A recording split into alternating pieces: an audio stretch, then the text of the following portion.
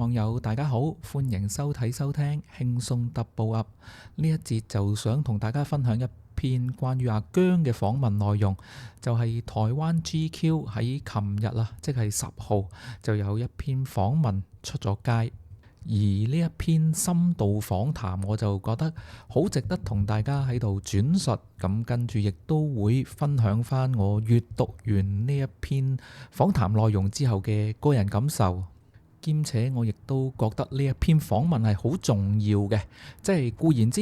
GQ 台灣佢除咗係一本男士嘅時尚生活雜誌啦，而佢嘅對象亦都係廿幾歲到40幾歲呢一輩嘅都市男性，中高收入啦，追求形象同埋生活品質，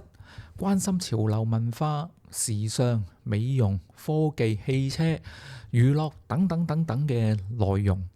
可以話佢嘅定位係有文化同埋深度嘅男性生活指南嚟㗎，兼且佢嘅攝影影像嘅品質好高啦。而喺文字表達上邊就偏向少少文學感嘅，佢唔單止係講藝人嘅宣傳咯，而係佢會俾心機做功課，去發掘一下藝人嘅生活態度啊。因此，我哋係可以感受到採訪嗰位記者嗰個功力啊，用佢嘅訪問技巧呈現更多唔同層次嘅阿姜魅力，同埋嗰份文化嘅氣質。喺第19胎《流浪星球》呢一首華語歌嘅背景之下，令到更多華語地區留意音樂、留意潮流嘅人呢，係認識阿姜嘅。呢一篇訪問嘅標題係咁樣寫嘅：唱出我們真正向往的真實。姜濤，我一直有個理想，希望能透過 MV 把香港的特色拍出來，讓大家了解今日的香港原來是這樣的一個地方。也許你曾經聽說在兩岸三地有一群名為姜糖的音樂愛好者，他們是姜濤的忠實支持者，而這一群人的數量正在持續擴大中。若問原因為何，只要來到他的演唱會現場，音樂就能讓你獲得答案。情歌唱得動人，也許來自天分，但讓歌曲成為世代記憶的一部分，則真要靠歌手的硬底功夫。在香港選秀節目以冠軍之姿獲得矚目，並且以男子組合 MIRROR 於2018年出道的姜濤，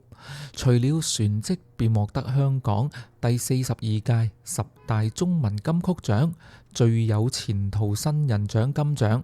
更締造同一年的3場個人音樂會迅速售罄的紀錄，成為目前最被看好的新一代歌手。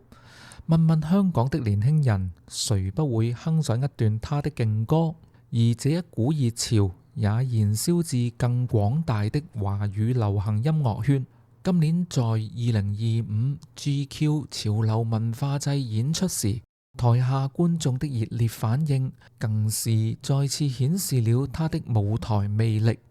在北投山屋拍攝的這一天，天空飄着綿綿微雨，秋天的滲涼已微微地滲入了空氣之中。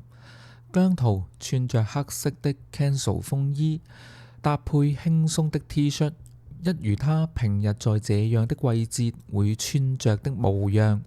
行走在以台灣鐵皮屋意象為設計概念的當代建築中。祖先因為拍戲之故而來台居住了3個多月的姜濤，對這樣的柔性氛圍並不陌生。對於這裏算是熟門熟路的他，表示這裏相對柔軟的語調，總是讓他覺得相對溫柔而令心神放鬆。而這裏的特色美食，則是他必訪之所。談起對這裏大略的印象，他充滿感性地表示，就算不是很有名的小吃店，東西也很好吃。這裏的生活節奏相對比較慢，每個人似乎都更熱情。即便在對岸長大，他對台灣的種種卻如數家珍。他表示羅志祥的勁歌熱舞影響他甚深，而周杰倫的創作形塑了近年華人音樂的發展基礎。那些大家耳熟能詳的歌曲，自然也影響了他的創作思考。於是當被問及是否將透過自己的創作為台灣的華語創作注入不同的新意時，他倒沒有那般攻城略地的野心，僅十分誠懇地表示，如今不少人對香港樂壇的印象仍停留在四大天王的黃金年代。近年雖然粵語音樂的曝光不多，但其實也有不少人默默努力。我只是其中一個創作人，慶幸自己的作品能參與其中。入行甚早，姜濤覺得自己從很早的時候就明白了協調的重要性，懂得因應市場需求，在創作藝術作品時不能總是任性而為。但是對於自己真正在意的事物，他還是有所堅持。有些事情可以妥協，但我想要透過作品表達的核心精神不能變。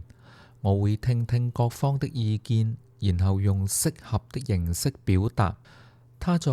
2025 GQ 潮流文化祭中首次獻唱了19胎，首支華語單曲《流浪星球》，當中的歌詞由他和填詞人共同完成，字裏行間都感受得到他對情感的思考。姜濤話：我對自己的要求就是作品一定要呈現真實的感情，不能拿到別人給的歌詞就跟着唱，我一定要認可這裏邊的內容。所以參與填詞對我來說是很重要的事情。而《流浪星球》的歌詞寫得深情，包含着擁有了全世界，我希望也能夠牽着你，帶你走遍整個宇宙的心願，帶着我答應你會把以後留給你，捉緊了就不會放手的專一態度。在這個速食愛情當道的時代，他認為這樣的堅持並不老派，而更能貼近人生的真實需求。現在大家的分合確實都是變得很快速，而且有很多新的關係名詞出現，一日的關係似乎都可以成立。但我們年輕的時間也不算長，還是要為了以後的平靜學習正確的態度。現在有些孩子真的很早熟，年紀輕輕就已經經歷過許多愛情的曲折，而失去了小時候那種單純的快樂。姜濤表示自己並非在愛情裏缺乏彈性，嚮往永恆，但形式可以不受限。姜濤講：我還是會隨着自己內心嘅感受去做，不要被任何僵化的規則制約。尤其係在今天的社會裏，就算你想要結婚，對方也不見得想要這樣的形式，所以還是要開放不同的可能性，隨着雙方的狀況調整。每一個時代都有自己的情歌，姜濤唱出自己的真想所想，自然能吸引同一代人聆聽。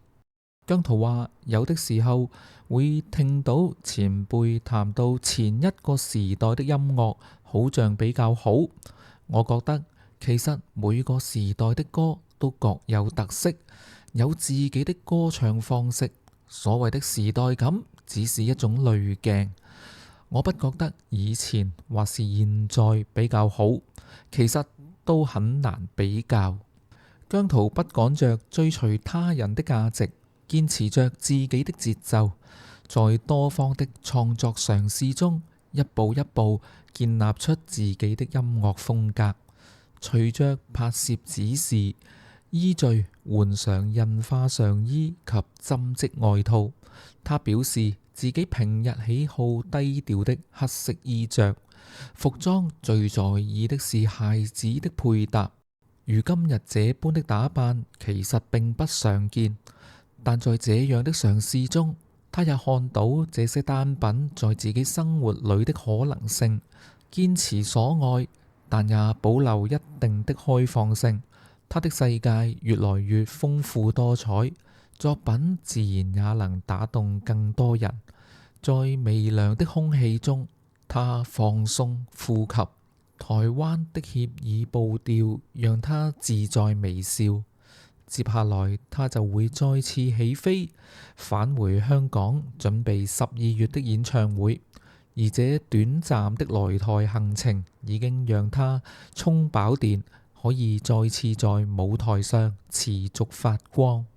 咁喺讀完呢一篇比較台灣文青感覺嘅 GQ 訪問，我心裏邊就突然浮現咗一句：原來我哋一直所追嘅唔只係姜濤，而係一種真誠。訪問入邊，姜濤講得最多嘅其實唔係事業，唔係曝光，唔係流量，而係香港、音樂同埋真實。呢三樣嘢塑造咗今日佢嘅氣質，柔軟堅定，唔焦急，甚至係帶住少少超齡嘅沉穩。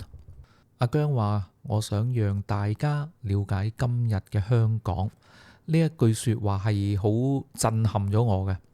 香港幾時開始變咗需要人介紹呢？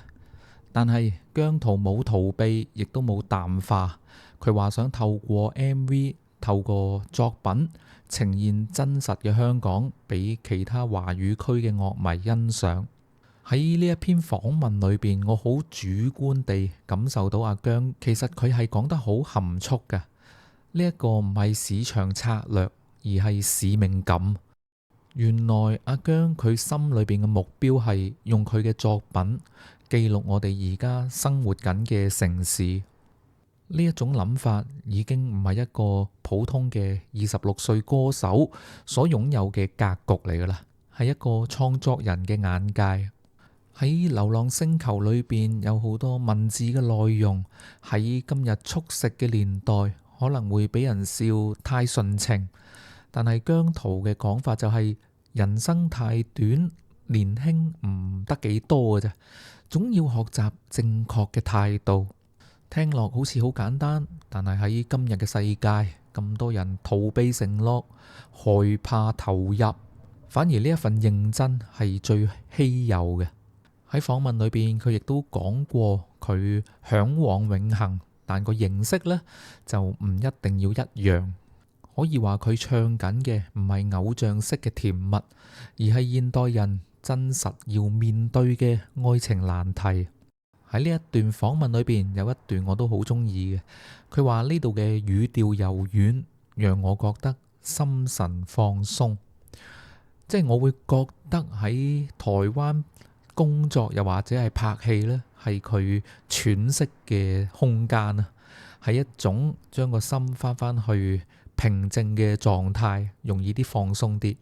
喺訪問裏邊，佢亦都有講到關於台灣嘅美食、生活節奏、人情味呢一種放鬆心情嘅節奏，可能係喺平時佢香港好難得到嘅機會啦。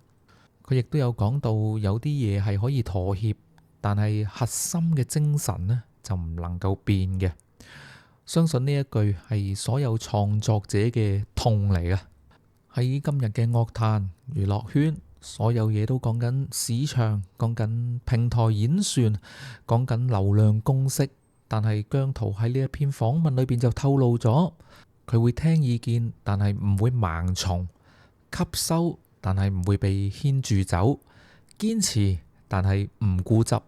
我哋會見到佢唔急，亦都唔趕，亦都唔需要複製其他人嘅成功模式。佢係用自己嘅節奏，而呢一啲呢，就係一位歌手最難保持嘅嘢嚟嘅。可以咁講啦，憑我哋人生經驗就知噶啦，就明白噶啦。只要少少嘅比較喺心裏邊萌芽咗出嚟呢，個人就會急噶啦。阿姜可以唔急，就係因為佢冇比較啦。之所以能夠做到唔比較，就係知道最好嘅答案、最好嘅勤力方向就係做好自己。喺睇完呢一篇訪問之後，我就更加確定一件事：姜濤唔單止係一位偶像，唔單止係 MIRROR 嘅成員，唔只係一位香港嘅男歌手，而係佢想成為一位透過作品講故事、講香港、講時代情緒嘅創作人。我相信《流浪星球》呢一首華語歌只係第一步，佢之後嘅作品，又或者透過唔同語言演繹佢自己嘅作品，又或者係 MV 嘅風格，都會慢慢呈現出一個更完整嘅姜宇宙。呢一節就同大家分享到嚟呢一度，多謝大家收睇收聽，下一集再同大家見面，拜拜。